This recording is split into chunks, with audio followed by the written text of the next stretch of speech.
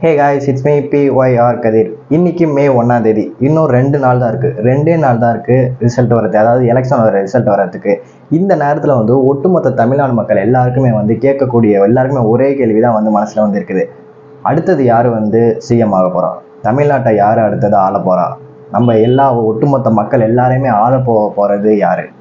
நம்ம மக்கள் எல்லாருக்குமே வந்து நல்லது செய்ய போகிறது யார் அப்படிங்கிற கேள்வி தான் சின்ன குழந்தையிலேருந்து பெரியவங்க வரைக்குமே வந்து அந்த ஒரு கேள்வி தான் வந்திருக்கு. ஸோ இந்த நேரத்தில் வந்து எக்ஸ்ட்ரீம் போல் அப்படின்ட்டு வந்து எல்லாருமே வந்து கருத்து கணிப்பை வந்து சொல்கிறாங்க. ஸோ இவங்க தான் வந்து ஜெயிப்பாங்க, இவங்க தான் வந்து ஜெயிப்பாங்க அப்படின்னாமே வந்து சொல்கிறாங்க. ஸோ ஆக்சுவலாக வந்து இந்த எலெக்ஷனை வந்து யார் ஜெயிக்க போகிறா, அதிகமான வாய்ப்பு யாருக்கு இருக்குது? அண்ட் அது மட்டுமே இல்லாமல் இந்த எலெக்ஷன் இருக்குல்ல, ஸோ 2026 எலெக்ஷன் அப்படிங்கிறது ஒரு யூனிக்கான எலெக்ஷன். இதுக்கு வரைக்குமே வந்து இந்த மாதிரி எலெக்ஷன் வந்து நடந்ததே கிடையாது. ஏன் அப்படின்னா இதுக்கு முன்னாடி உள்ள எலெக்ஷன் எல்லாமே வந்து இளைஞர்களை ஈர்க்கக்கூடிய எலெக்ஷனாக வந்து இல்லை. ஆனால் இந்த எலெக்ஷனில் வந்து இளைஞர்கள் வந்து அதிகமாக வந்து அவங்களுடைய ஆர்வத்தை வந்து காட்டினாங்க. ஸோ ரொம்பவும் ஸ்பெசிஃபிக்கான ஒரு எலெக்ஷன் அப்படின்னு சொல்லலாம்.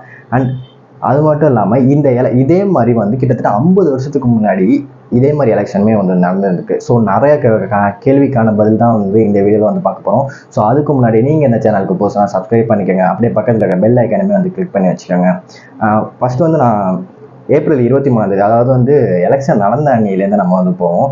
ஸோ ஒட்டு மொத்தமாக வந்து தமிழ்நாட்டில் மொத்தம் எத்தனை தொகுதி இருக்குன்னா 234 தொகுதிகள் இருக்குது. இந்த 234 தொகுதியில் வந்து 118 தொகுதிக்கு மேலே வந்து ஒரு கட்சி வின் பண்ணிட்டுனா, இல்லை வந்து அந்த கட்சி சார்ந்த கூட்டணி வச்சுக்கிற கட்சி வந்து வின் பண்ணிட்டுனா அந்த கட்சி தான் வந்து சிஎம் ஆவாங்க. அந்த கட்சியோட தலைவர் தான் வந்து சிஎம் ஆவாங்க. ஸோ மொத்தம் 234 தொகுதி, அதில் 118 தொகுதி வந்து வின் பண்ணணும். மொத்தமாக தமிழ்நாட்டில் வாக்குச்சாவடிகள் மொத்தம் எத்தனை இருந்துச்சுன்னு பார்த்தோம்னா 75,064 வாக்குச்சாவடிகள் இருந்துச்சு. அண்ட் அது மட்டும் இல்லாமல் அந்த எலெக்ஷன் அன்னைக்கு வந்து காவல்துறை ஊழியர்கள்லாம் வந்து வேலை பார்த்தாங்களே, ஸோ அவங்க ஒர்க்கில் இருந்தவங்க மட்டுமே வந்து 1,20,000 காவல்துறை ஊழியர்கள் வந்து இருந்தாங்க. கவர்மெண்ட் ஸ்டாஃப் இருப்பாங்க, எக்ஸிட் போல் அந்த இதில் வந்து பூத்தில் வந்து மொத்தமாக வந்து வேலை பார்த்த கவர்மெண்ட் ஸ்டாஃபு, ஸோ அவங்க வந்து 3,40,000 பேர் இருந்தாங்க.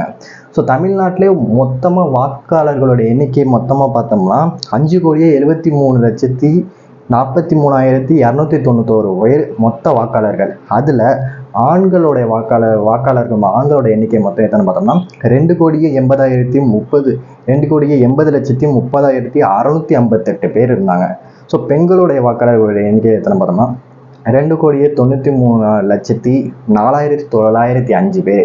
இதில் 3ஆம் பாலினத்தவர்கள், அதாவது டிரான்ஸ்ஜெண்டர்கள், ஸோ அவங்க வந்து எத்தனை பேர்னு பார்த்தோம்னா 7,728 பேர் இருந்தாங்க. ஸோ மொத்தமாக வந்து 5,73,43,291 பேர் இருந்தாங்க.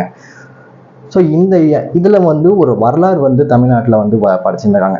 என்னன்னு பார்த்தோம்னா இதுக்கு முன்னாடி வரைக்குமே வாக்குப்பதிவு வந்து கம்மியாக தான் இருந்துச்சு. ஆனால் இந்த எலெக்ஷனில் வந்து 85.14% வந்து வாக்குப்பதிவாச்சு. ஸோ 100% வாக்குப்பதிவாகவும் தான் நினச்சாங்க. ஆனால் வந்து வெளியூர்லேருந்து வரவங்க வந்து பஸ்ஸு வந்து கிடைக்கிறாரு, அவங்களுக்கு வந்து பஸ்ஸு வந்து ஃபீஸ் வந்து அதிகமாக இருக்கிறது, சரி இது மாதிரி எல்லாமே வந்து இருந்தது. ஸோ அதனால் வந்து 85.14% வந்து வாக்கு வந்து பதிவாயிருக்கு. அண்ட் காலையில் 9 மணிக்கு வரைக்குமே வந்து மொத்த வாக்கு பதிவானது எத்தனை 17.69%, அதாவது வந்து 1 கோடி மக்கள் வந்து வாக்கு வந்து பதிவு செய்யப்பட்டாங்க. காலையில் 11 மணிக்கு வந்து 37.56%, மதியம் 1 மணிக்கெல்லாமே வந்து 56.81%. இது வந்து இந்த பர்சன்டேஜ் தான் வந்து தமிழ்நாட்டுடைய ஃபர்ஸ்ட் எலெக்ஷன் நடந்துச்சுல, ஸோ அந்த தேர்தலில் வாக்குப்பதிவான பர்சன்டேஜ் தான். ஸோ அதையே வந்து காலைல 1 மணிக்கெல்லாம் வந்து பீட் பண்ணிட்டு, ஸோ மதியம் 3 மணிக்கு 70% வந்துருச்சு. ஸோ இதுக்கப்புறமாவே வந்து ஒரு கருத்து கணிப்பு வந்துச்சுனாங்க. ஸோ ஆக்சுவலாக வந்து ஒரு 85-90 வரைக்கும் ஆவரேஜ் வந்து வாக்குப்பதிவாயிடும் அப்படின்னு நினச்சாங்க. ஸோ அதே மாதிரி சாயந்தரம் 6 மணிக்கு வந்து 84.51% வந்து வாக்கு வந்து பதிவாயிருந்திருக்கு. ஸோ மொத்தமாகவே இந்த தேர்தல் வந்து யாருக்கு வந்து போட்டின்னு பார்த்தோம்னா 4 பேருக்கு, DMK, TVK, NTK and ADMK. So இந்த 4 பேருக்கு தான் வந்து ஒரு ஃபெடரல் 4-வே மேட்ச் மாதிரி தான். ஸோ 4 பேருக்கு தான் வந்து இந்த மேட்ச்சே. டிஎம்கே சார்பில் வந்து மு.க. ஸ்டாலின் அவர்களும், டிவிகே சார்பில் வந்து விஜய் அவர்களும், என்டிகே சார்பில் வந்து நாம் தமிழர் கட்சி அது சார்பில் வந்து சீமான் அவர்களும், ஏடிஎம்கே சார்பில் வந்து எடப்பாடி பழனிசாமி அவர்களும் வந்து போட்டிட்டாங்க. ஸோ அவங்க எல்லாருமே வந்து தொகுதியில் வந்து போட்டிட்டு இருப்பாங்களே, அவங்களும் ஒரு தொகுதியில் வந்து போட்டி இருந்திருப்பாங்க. ஸோ அதில் வந்து விஜய் அவர்களுமே வந்து 2 தொகுதி வந்து போட்டிட்டாங்க. அதில் வந்து ஸ்டாலின் அவர்கள் வந்து கொளத்தூர் தொகுதியில் வந்து போட்டிட்டாங்க. அதில் வந்து மொத்த வாக்காளர்கள் எண்ணிக்கை வந்து 2,07,251 பேர். ஆனால் இதில் வாக்கு பதிவானது எத்தனை பர்சன்டேஜ்னா 86.11% வந்து வாக்கு பதிவானுச்சு. ஸோ எடப்பாடி அவர்கள் வந்து எடப்பாடியில் தான் வந்து நின்னாங்க. ஸோ அதில் வந்து மொத்த வாக்காளர்கள் எண்ணிக்கை வந்து 2,74,054 பேர். இது வந்து தான் ஸோ அவங்க வந்து இந்த 4 பேருமே வந்து நின்னாங்களே. ஸோ அவங்க அந்த தொகுதியிலே வந்து அதிக வாக்கு சதவீதம் பெற்றது பார்த்தோன்னா இந்த தொகுதி தான். 92.03% வந்து வாக்குப்பதிவாயிருக்கு. ஸோ காரைக்குடியில் வந்து சீமான் அவர்கள் வந்து போட்டியிட்டாங்க. அவர் வந்து 3,03,371 வாக்காளர்கள் வந்து தொகுதியில் மொத்தம். ஸோ அதில் வந்து வாக்குப்பதிவானது பார்த்தா 74.05% வந்து வாக்குப்பதிவானுச்சு. ஸோ பெரம்பூர்லையும் திருச்சியிலையும் கிழக்குலையுமே வந்து விஜய் அவர்கள் வந்து போட்டிட்டாங்க. ஸோ பெரம்பூரில் வந்து மொத்த வாக்காளர்கள் எண்ணிக்கை வந்து 2,22,792 பேர். இதில் வாக்கு சதவீதம் பதிவானது பார்த்தோம்னா 89.71%. ஸோ அதுவே வந்து திருச்சி கிழக்கில் வந்து 2,17,397 பேர். ஸோ அதில் வந்து பதிவானது பார்த்தோம்னா 81%, 81.77% வந்து வாக்குப்பதிவாக இருந்திருக்கு. ஸோ மொத்தமாகவே வந்து அதிகமாக வாக்குப்பதிவான மாவட்டம் எதுன்னு பார்த்தோம்னா அது வந்து கரூர் தான். 91.86% வந்து இது பதிவாகிருக்கு. அதுவே கன்னியாகுமரினா 75.41% வந்து வாக்கு வந்து பதிவாக இருந்திருக்கு. ஸோ இன்னொன்று என்னென்னா இதில் வந்து யார் வந்து அடுத்த எலெக்ஷன் அடுத்தது வந்து யார் சிஎம் ஆக போகிறா, அடுத்தது வந்து ஆட்சியை யார் பிடிக்க போகிறா அப்படிங்கிற கேள்வி தான் வந்து இருக்கு. இது வந்து பார்க்காம இதுக்கு முன்னாடி வந்து டிஎம்கேவுக்கு வந்து ஒரு சாபக்கேடு அப்படின்னு சொல்லலாம். ஸோ 50 வருஷமாக ஒரு சாபக்கேடு வந்து இருக்குது. ஸோ அதை சொல்கிறதுக்கு முன்னாடி இந்த எலெக்ஷனில் யார் ஜெயிச்சாலுமே வந்து அவங்க வந்து ஒரு தமிழக அரசியல் வரலாற்றிலே வந்து இடம் பொறிப்பாங்க அப்படின்னு சொல்லலாம். ஏன் அப்படின்னு பார்த்தோம்னா இப்போ டிஎம்கே இன்கேஸ் வந்து டிஎம்கே வந்து வின் பண்ணிட்டாங்கன்னு வச்சுக்கலாம். டிஎம்கே வந்து ஸ்டாலின் அவர்கள் வின் பண்ணிட்டாங்கன்னா தமிழ்நாடுடைய அரசியல் அந்த முதலமைச்சர் இதை லிஸ்ட்டை பார்த்தீங்கன்னா 1967 இப்போ வரைக்குமே வந்து டிஎம்கே ஏடிஎம்கே தான் வந்து ஆட்சி பண்ணிட்டு இருந்திருக்காங்க. ஆனால் வந்து டிஎம்கே வந்து இப்போ ஆட்சியில் இருக்காங்க, தொடர்ந்து ஆட்சியில் இருந்ததே கிடையாது. ஸோ ஏடிஎம்கே கூட தொடர்ந்து ஆட்சியில் இருந்திருக்காங்க, ஜெயலலிதா பீரியடில் இருந்திருக்காங்க, அப்புறமா எம்ஜிஆர் பீரியடில் இருந்திருக்காங்க. ஆனால் வந்து டிஎம்கே வந்து கலைஞர் பீரியடில் கூட தொடர்ந்து ஆட்சி வந்து இருந்ததே கிடையாது. ஸோ இன்கேஸ் டிஎம்கே வந்து வின் பண்ணிட்டுனா தன்னோட அப்பாவாலேயே முடியாத ஒரு விஷயத்த வந்து ஸ்டாலின் அவர்கள் வந்து முடிச்சு காட்டிட்டாரு. ஸோ தொடர்ந்து வின் பண்ணிட்டாரு அப்படிங்கிற ஒரு ஹிஸ்ட்ரி வந்து அவருக்கு வந்து கிடைக்கும்.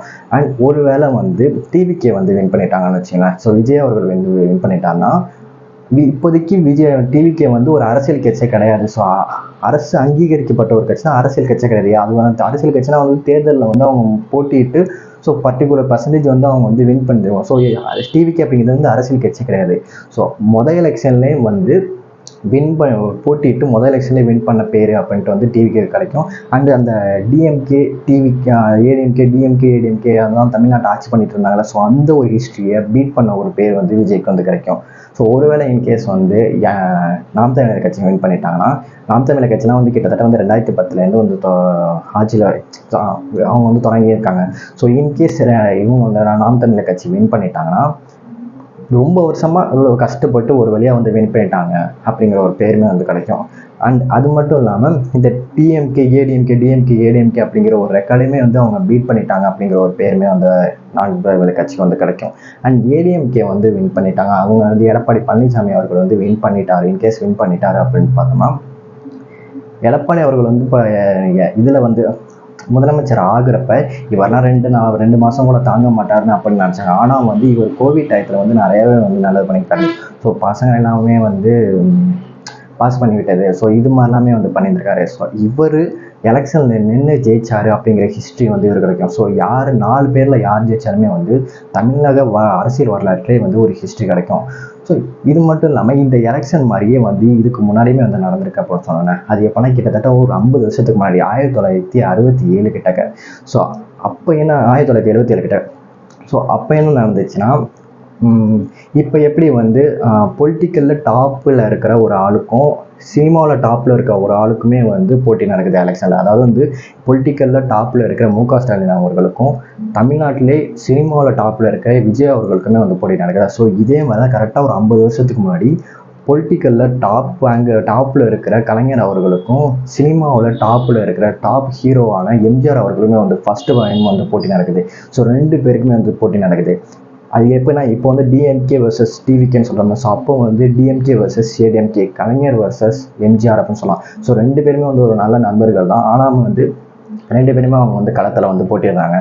ஸோ போட்டியிடுறப்ப அதிக மக்கள் வந்து இதில் வந்து யார் ஜெயிப்பா, ஸோ கலைஞருமே ஒரு அரசியலில் வந்து டாப்பில் இருக்கிறவர், இவருக்கும் ஆதரவு இருக்குது. ஸோ எம்ஜிஆர் அவர்கள் வந்து இதில் வந்து சினிமாவில் வந்து ரொம்ப டாப்பில் இருக்குது, அவருக்கு மக்களிடையே வந்து ஒரு நல்ல பேர் இருக்குது. ஸோ அவருக்குமே வந்து நல்ல பேர் இது இருக்குது, டாப்பில் இருக்குது. ஸோ அப்படி இருக்கிறப்ப இவங்க 2 பேருல யார் ஜெயிப்பா இதெல்லாம் கடிக்கவே முடியாமல் இருந்துச்சு. ஸோ இதே மாதிரி தான் இப்போ நடந்துக்கு மு.க. ஸ்டாலின் அவர்களுக்கும் இப்போ விஜய் அவர்களுமே வந்து ஒரு போட்டி வந்து நடந்திருக்கு. ஸோ இதில் வந்து யார் ஜெயிப்பா அப்படின்ட்டு வந்து இப்போ வந்து கணிக்கவே முடியல.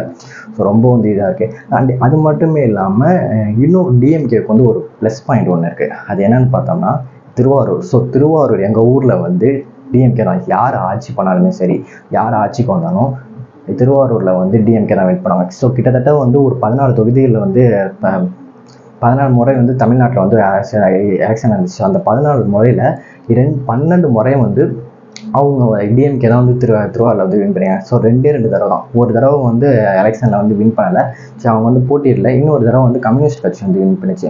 ஸோ கிட்டத்தட்ட வந்து இத்தனை வருஷமாக வந்து திருவாரூர்னாலே வந்து அது வந்து டிஎம்கே தான். அண்ட் அது மட்டும் இல்லாமல் இன்னொரு ஒரு ஊர் இருக்குது, வேடசந்தூர் அப்படிங்கிற ஒரு ஊர் இருக்குது. ஸோ அந்த தொகுதிக்கு 234 தொகுதியில் வேடசந்தூர் அப்படிங்கிற ஒரு தொகுதி இருக்குது. இந்த தொகுதியில் 1957லேருந்து 2021 வரைக்கும் யார் ஆட்சிக்கு வராங்களோ அந்த ஆட்சிக்கு வரவங்க தான் வந்து இந்த தொகுதியில் வந்து வின் பண்ணுவாங்க. ஸோ இந்த தொகுதியில் வின் பண்ணவங்க தான் ஆட்சி பிடிப்பாங்க. இப்போ ஃபார் எக்ஸாம்பிள் வந்து இப்போ போன தடவை வந்து டிஎம்கே வின் பண்ணாங்க. ஸோ அவங்க நீங்கள் போயிட்டு அந்த வேடசந்தூர் அப்படிங்கிற தொகுதியை போய் பார்த்தீங்கன்னா யார் வின் பண்ணுவாங்க, டிஎம்கே வின் பண்ணிப்பாங்க. ஏன்னா அவங்க கூட்டணியிலேருந்து ஏதாவது ஒரு கட்சி வந்து வின் பண்ணியிருந்திருக்கும். ஸோ இந்த தொகுதியில் யார் கட்சியை வின் பண்ணாலும் அவங்க தான் வந்து இதில் ஆட்சி வந்து அமைப்பாங்க அப்படின்னு சொல்லலாம். ஸோ யார் வந்து வின் பண்ணுவாங்க அப்படின்னு சொல்லலாம். ஸோ நிறைய பேர் வந்து இந்த எக்ஸிட் போல் எல்லாமே வந்து வருது. இல்லை டிஎம்கே வந்து அதிக பர்சன்டேஜ் வின் பண்ணுவாங்க, டிவிக்கு அதிக பர்சன்டேஜ் வின் பண்ணுவாங்க, அப்போல்லாமே வந்து நிறையா வந்து வந்துட்டுருக்கு. அண்ட் இந்த எக்ஸிட் போலில் எக்ஸிட்டான ஒரு கட்சினா அது எங்கள் அண்ணன் கட்சி தான். அது வந்து எந்த ஒரு மாற்று கருத்துமே கிடையாது. ஸோ இந்த எலெக்ஷனில் யார் ஜெயிப்பா அப்படின்னு இருக்கும். ஸோ யார் வந்தாலும் சரி மக்களுக்கு இடையே ஒரு நல்லது பண்ணால் நல்லாயிருக்கும். இன்னொன்று என்னன்னா, இந்த கடந்த 5 வருஷத்தில் வந்து நிறைய ரேப் கேஸ் வந்து நடந்திருக்கு. பாலியல் பலாத்காரம் பண்ணுறது, ஸோ சின்ன குழந்தைங்க வந்து கொள்வது, அது மாதிரிலாமே இருக்குது. இப்போ எலெக்ஷன் நடக்கிற நேரத்தில் வந்து பாலியல் பலாத்காரம் பண்ணுறவங்களுக்கு வந்து மரண தண்டனை வைப்போம் அப்படி சொன்னாங்க. ஸோ இந்த 5 வருஷத்தில் சொல்லியிருந்தால் அதாச்சும் வந்து இது மாதிரிலாமே இந்த தப்புகள்லாம் கொஞ்சம். ஸோ யார் ஆட்சிக்கு வந்தாலும் நம்ம ஆட்சியை பிடிக்கணும் அப்படின்ட்டு வராமல் மக்களுக்கு இடையே நல்லது பண்ணுவோம், அவங்களுக்கு ஏதாச்சும் நல்லது பண்ணுவோம் அப்படின்ட்டு வந்துவாங்க. ஸோ எங்களுக்கு வந்து நல்லது பண்ணுங்கள். அண்ட் அந்த பாலியல் பலாத்காரம் பண்ணணும் அவங்களுக்கெல்லாம் வந்து தூக்கு தண்டனை கொடுக்கணும், மரண தண்டனை தான் விதிக்கணும் அப்படிங்கிற ஒரு ஸ்ட்ராங்கான ஒரு இதை வந்து கொடுங்க. அண்ட் டிஎன்பிஎஸ்சி ரொம்ப வந்து நாங்கள் வந்து என்னோட பர்சனல் தனிப்பட்ட கோரிக்கை என்னன்னு பார்த்தோம்னா, யார் ஆட்சிக்கு வரீங்களோ இல்லையா, அரசு வேலைகளுக்கு வந்து ஒரு முக்கியத்துவம் வந்து கொடுங்க. அவங்களுக்குன்னு வந்து ஒரு ஏதாவது வந்து ஒரு ஸ்பெசிலிட்டி ஏதாச்சும் ஒன்று பண்ணுங்க. அண்ட் ஏன் அப்படின்னா வந்து போன குரூப் 4 எக்ஸாமில் வந்து ஓலைச்சுவடியிலேருந்துலாம் வந்து கேட்டுருந்தாங்க. ஸோ இதனால் பாதிக்கப்பட்ட ஆளுன்னு நானும் ஒருத்தவன். ஸோ அது மாதிரிலாம் ஓலைச்சுவடியிலேருந்து கேள்வியெல்லாம் கேட்காம படித்தவங்கலேருந்து வந்து கேளுங்க. ஸோ அப்போ தான் வந்து இந்த போன எக்ஸாமில் வந்து இதில் அது பேர் தான் லக்கில் வந்து ஜெயிச்சவங்களாம் நிறைய பேர் இருக்காங்க. ஸோ அவங்க பாட்டில் கூட்டாமக்களை அடிச்சு விட்டுட்டு ஜெயிச்சவங்க எல்லாமே இருந்திருக்காங்க. ஸோ ப்ராப்பராக படித்தவங்களால வேலைக்கு போக முடியல. ஸோ அதனால் வந்து அந்த மாதிரி அரசு வேலையில் உள்ளவங்களுக்கு வந்து ஒரு இந்த ஓலைச்சுவடியிலேருந்து கேள்விலாம் கேட்காம இதுக்கு முன்னாடி இருந்த மாதிரியே வந்து எக்ஸாமாக வந்து நடத்துங்க. ஸோ ப்ராப்பராக வந்து நடத்துங்க அப்படின்னு சொல்லலாம். இன்னும் எலெக்ஷனோட ரிசல்ட்டுக்கு வந்து 2 நாள் தான் இருக்குது. ஸோ இந்த 2 நாளில் யார் ஜெயிப்பா அப்படின்ட்டு வந்து தெரில. ஸோ இந்த 2 நாளில் என்ன வேணாலும் என்னென்ன அரசியல் சார்ந்த விஷயங்கள் நடக்குது அப்படின்னு தெரிஞ்சுங்கன்னா நீங்கள் இந்த சேனலுக்கு சப்ஸ்கிரைப் பண்ணிக்கோங்க. அண்ட் மறக்காமல் பெல் ஐக்கானை கிளிக் பண்ணி வச்சுக்கோங்க. ஸோ இந்த வீடியோவை உங்கள் ஃப்ரெண்ட்ஸுக்கு மேலே ஷேர் பண்ணி விடுங்க. நாளைக்கு இன்னொரு வீடியோவில் பார்க்குறேன். பாய்.